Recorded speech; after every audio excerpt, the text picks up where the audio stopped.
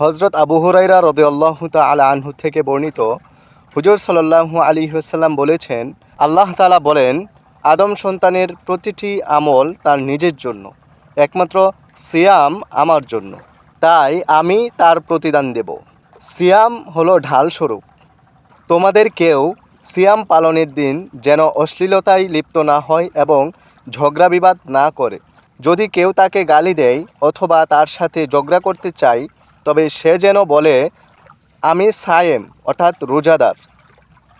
ওই সত্তার শপথ যার হাতে মুহাম্মদ সাল্লাল্লাহু আলাইহি ওয়াসাল্লামের জান, অবশ্যই সায়েমের মুখের গন্ধ, রোজাদারের মুখের গন্ধ আল্লাহ তাআলার কাছে মেশকের সুগন্ধির চাইতেও বেশি সুগন্ধি।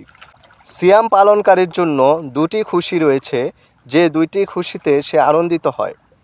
এক, যখন রোজার শেষে ইফতারি করে সে আনন্দিত হয়।